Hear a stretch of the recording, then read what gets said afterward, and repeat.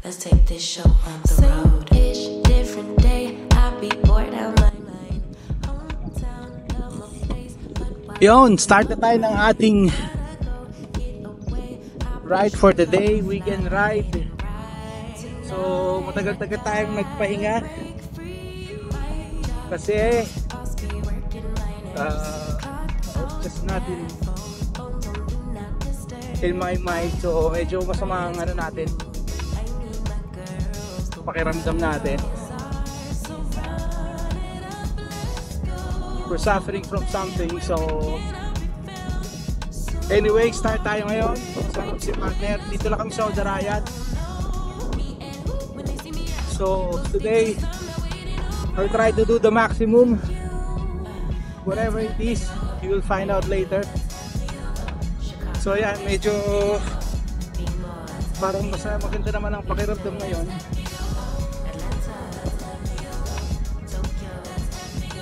Kalaban lang natin dito ngayon eh, medyo bit windy. Pero okay na rin. So yan. Ilang days ba ako nag-walk? 3 or 4 days, I'm not sure probably.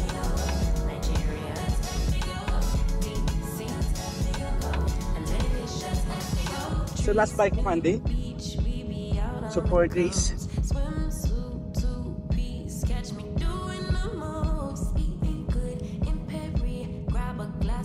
So yan, let's go. As muna tayo dito sa Darayat. Ikot-ikot lang muna kami dito sa Darayat. And hopefully kapag bike na ulit tayo daily. That's my aim. I don't know kung my body and my mind will allow it. I hope so. So, ito na tayo.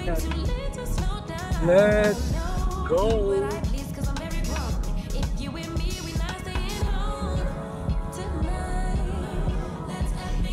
Time check is 5:45. 5:45 pero ano na yung araw? Lumabas na yung araw.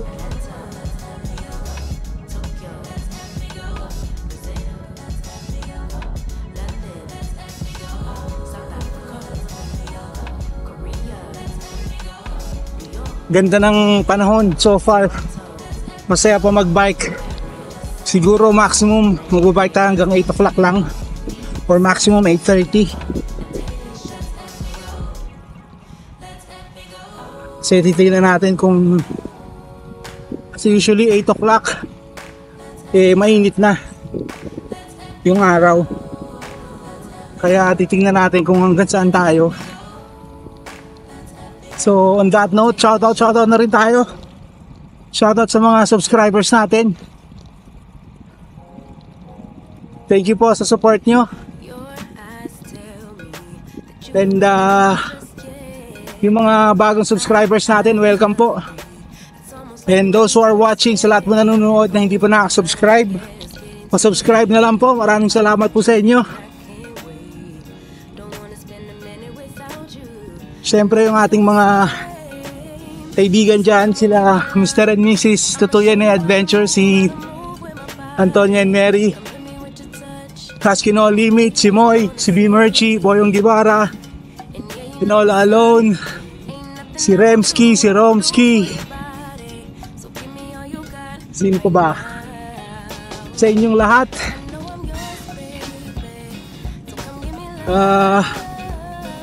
Yun lang. Bike na ulit tayo. Let's go!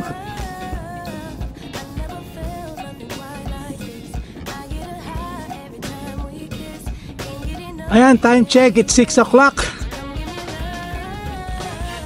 Ganda ng ano. Ganito na ang itsura ng 6 o'clock. Mataas na ang araw. Grabe yung hangin. Ang lakas ng hangin. Hey.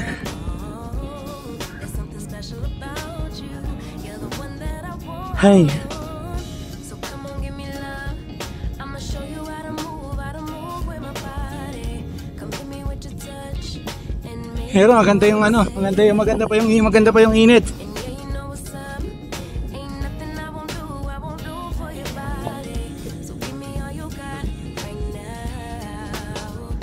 Grabe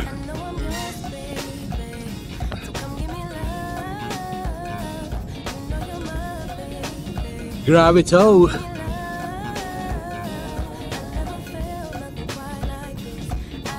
Grabe yung tusok ng hangin sa atin. Let's go.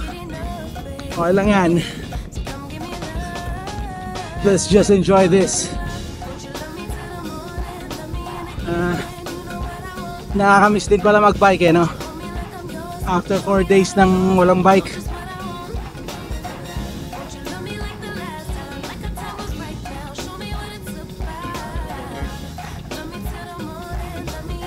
Let's go.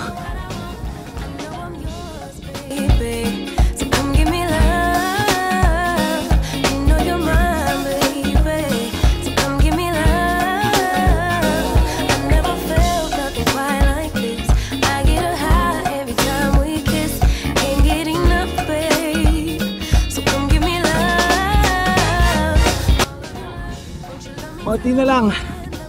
Matatapos na tong headwind na to.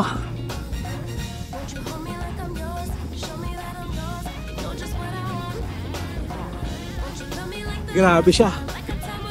Let's go.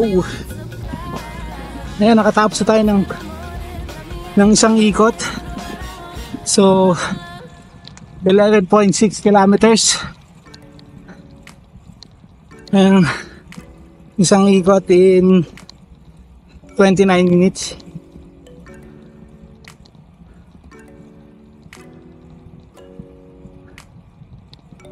So ayan.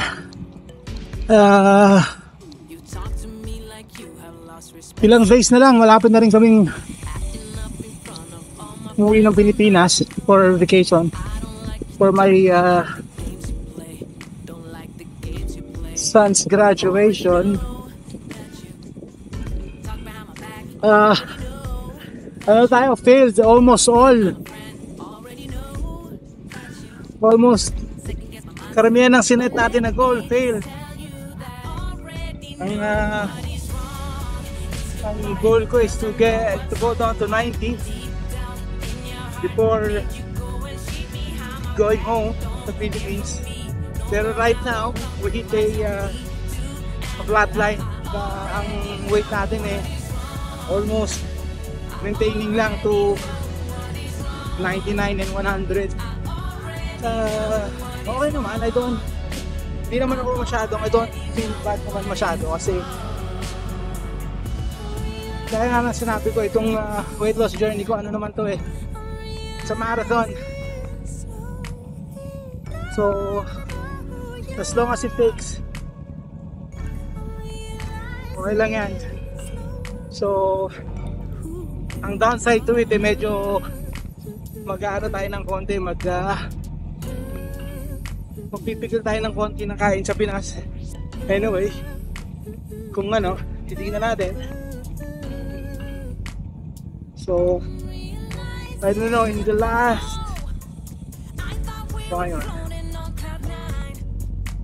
23, 24, anyway, in the last maybe 20 days or under 20 days, under 20 days naman ba? So maybe 15, 16 days left. Tingnan natin, we try to do the maximum. Tingnan natin kung ano pa yung may bababa natin. As of yesterday, my weight is 99.4. So tingnan natin, bumaba na ako ng 98.5, pero akit na naman tayo sa 99.4 dahil nga hindi tayo nakapag-bike itong past 4 days. Dahil nga sinabi ko, okay lang naman na hindi natin na yung mga goal natin. At least we're heading into the right direction na nag-lose naman tayo ng weight. As you know, when I started this journey, 124.3, actually that's recorded. Pero when I actually start itong ating weight loss journey, nagsimula tayong mag-bike, my weight was actually 126 point something. Anyway, so we lose Pawas na tayo ng more than 20 kg yun. So they say if it's from the beginning, it's almost 30 kg, 26 kg na nabawas natin. So I'm not seeing myself nahihinto sa pagbabike. So parang way of life na siya. Na tayo, na-hook na tayo ng gusto. So it doesn't matter if I don't have the greatest bike, as long as my bike now gets the job done, lose weight, be physically active. Yun lang naman yung dun eh. That's the whole point. Kaya tayo nag-ride ng bike is to lose weight. So if along the way makasali tayo sa mga community ride or mga group rides or even competitive ride, bonus na yun. Importante we're losing weight. So yan, that's my take on that. So let's go. So yan, so far na 1 hour na tayo, 25 kilometers. Time check, it's 6:45. Grabe, 4:37 pa lang pero may katindihan na yung init ng araw.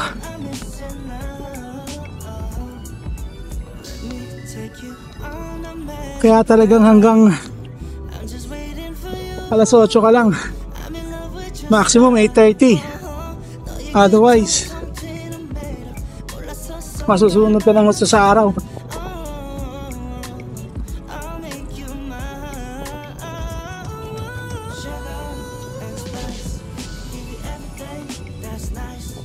Ay, let's go. And spice, give you everything that's nice. Turn around and tell me what I'm missing now. Sugar and spice, give you everything that's nice. Come on, sugar and spice. What you want from me, baby? What you want now? Sugar and spice, give you everything that's nice. Turn around and tell me what I'm missing now.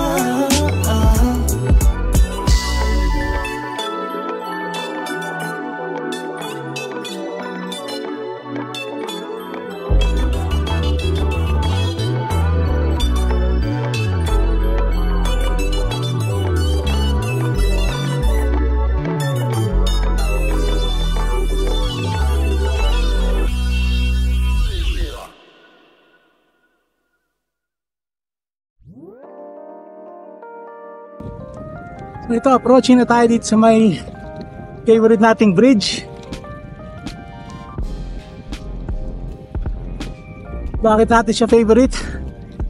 Kasi malapit ang exit. At saka syempre yung view. Yan ang beach view. Yan.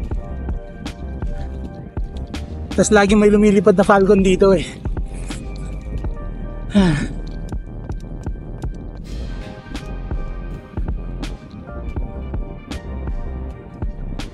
Medyo tumaas na yung init, 7:30. So kami sa init, so mag-exit na kami. So far been riding for 1 hour 45 minutes, 42 kilometers. So pagdating dun sa parking, siguro mga 5 more minutes, around 2 kilometers pa sa mga 43. So suko ako sa init dahil bigla ako nakaramdam ng hilo at saka nasusuka ako.